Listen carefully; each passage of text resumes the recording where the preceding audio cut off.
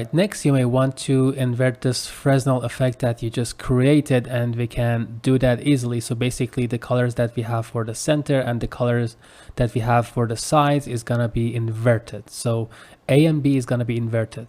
To do that, you gotta use this invert Fresnel option. So if you click on it, right click on it and search for functions. Under functions, you have this static bool. So drag one of these into the slate. And with this value checked and unchecked, you can just invert the black and white alpha for the Fresnel easily. Okay, so we cannot create a parameter out of this one, but we can use this value check mark. Okay, so let's just try it once and see actually the differences that it makes for our material. So I apply it, go back to main, and let's check out our work. There you can see that the center is kind of dark and the sides is kind of whitish, which is basically the inverted option for us. Now our work is kind of too dark, so I'm gonna change this value from 0.01 to 1. So I hit apply, go back, and right now it's just more realistic and looks a lot better. Okay, so this is how we invert this Fresnel effect, which is a very useful effect, especially when we are dealing with certain fabrics like cloth. Now we can do the same thing for other elements like roughness. We can use Fresnel for roughness. So I'm gonna add a Fresnel function and link it into roughness now. What happens is that the center is kind of shiny and glossy and the sides is kind of blurred and opaque. So I apply it and go back to main. Let's just create a color for this as well. So I link this into base color. 0.2 would be nice. Okay, go back to main. There. So you can see the shiny parts which are located in the center, and the sides is kind of more blurry and opaque. Okay, so we look at this from other angles too. So this is what this effect does with roughness, and I can invert this as well. So if I go to this invert Fresnel, right click on it and go to functions, add a static bool, check the value, there, apply and go back to main. Now the center is kind of blurred and opaque and the sides is shiny and glossy. Okay, now remember we changed the power for the previous Fresnel effect. We can do this for this one as well. I add one of these values, put for example 5 there, apply it and go back. This is going to exaggerate this glossiness effect. Okay, so right now it's kind of resembling a plastic material for me. So I get this plastic effect with changing the power of this Fresnel effect that I put for my roughness. Again, you can use this if you had a plastic material. Now let's go back. Right now, let's just change this value, for example, to 0.1 and see what that looks like. I apply that. It's just, I think it's just too plain and too opaque. Okay, so let me just link this Fresnel effect into the base color as well. And I change this from 0.1 into 0.3, maybe 0.5. All right, so if we look at this sphere here, this globe, and try different values, you can see that, for example, right now the sides is kind of shiny and glossy and the center is opaque. And we can just intensify this effect. Okay, apply it, go back to main, but let me just use this value for my base color, 0.2 for my base color, hit apply, go back to main and check out our work. Okay, and this is our final result for this piece of furniture. We can look at it from different angles.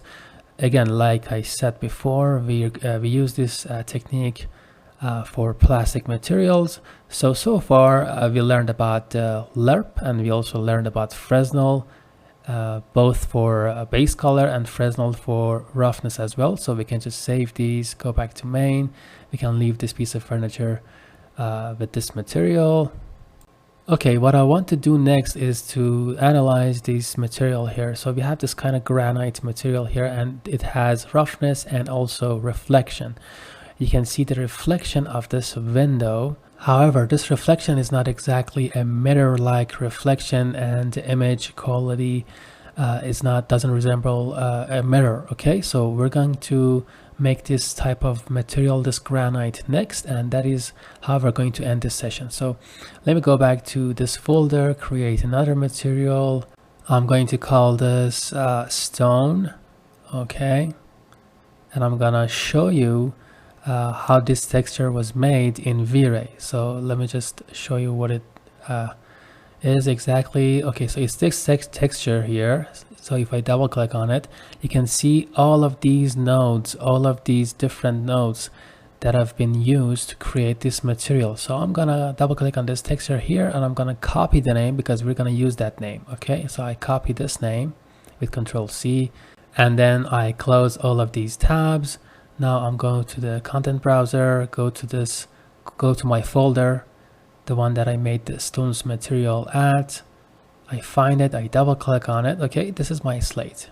First I add a texture sample, and I'm gonna use that texture that I copied the name for inside of it. So I search for it, this one, I select it, and we have that material. I link it into my base color, and I'm gonna add a simple value for my roughness. Okay, and I'm gonna put the value of 0.5, maybe 0.5, to have some kind of opacity for my material. Okay, so this is what I get so far. I apply it.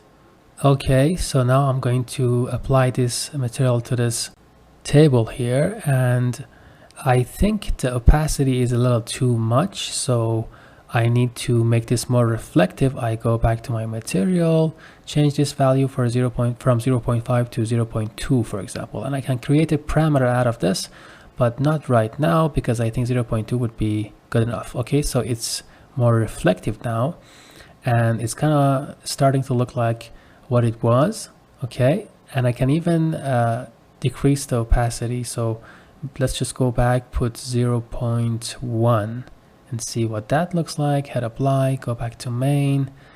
I think it's gonna be, yeah, perfect. So you just witnessed how easy it was for me to create this material with just a couple of texture samples and changing a couple of values. Okay, if I even want to elevate the quality of this material even further, I get rid of this value here and I use a FRESNEL function for my roughness. So I link this into my roughness, and right now the center is gonna be shiny and reflective, and the sides are gonna be less reflective and less shiny. Okay, so let's try this out, apply, and see what it looks like.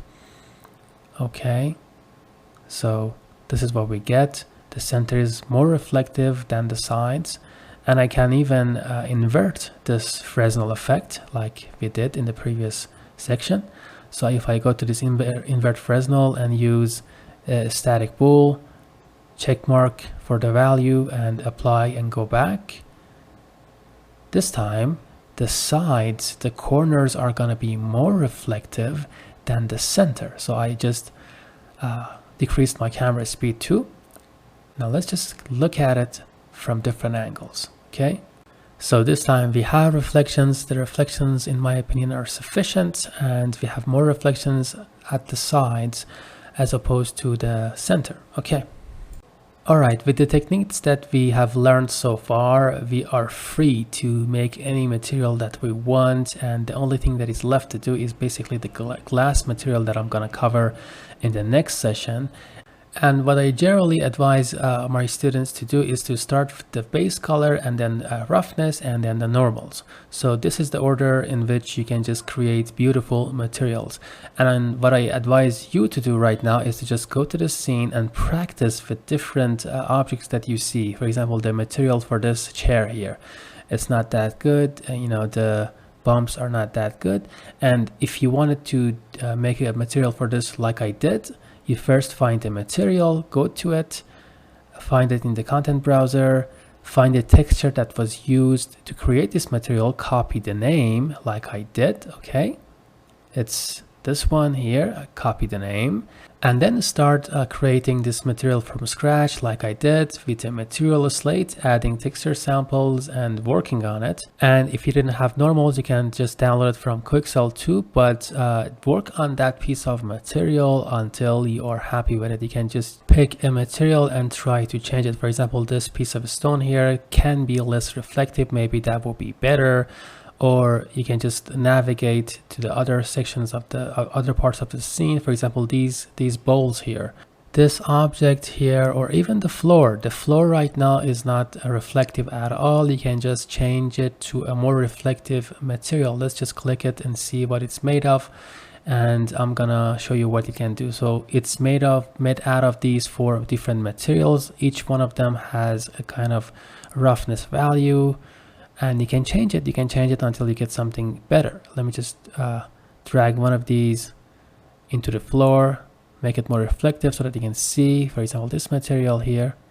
Okay, so this is what I meant by making the floor more reflective. You can create a material for it. So let me just do a Control-Z, go back and take a final look at our work. You know what? Before I end this session, I'm gonna create a high glass MDF for our cabinets as well, and that's how we're going to end this. So I'm going to go back to that folder, my material folder, and I'm going to create a material here. I'm going to call this high glass, and then I double click on it. I press 3 on my keyboard and I add a color. Okay, so let me just pick a color, the same color. Okay, so I'm going to use the same color, link it into base color here. All right. Next, I'm going to create a simple value, add it to roughness, and for the number of the value, I'm going to put 0.1 and apply and go back. Drag this material into the cabinets and wait for it to be loaded there. Okay, and you can see how easily I just made this material for my MDF, and I can even make it more reflective because I think high glass is more reflective. So I'm going to put 0 and save it and go back. And we're going to have more reflections because that's basically how the high glass MDF material works. Okay, all right, that's it for this session. The only thing that is left for you to do is to just practice, and I would suggest to basically look at this whole scene and create most of the materials that are present here so that you get the grasp of how these different techniques work. I hope you enjoyed this session, and I will see you in the next one.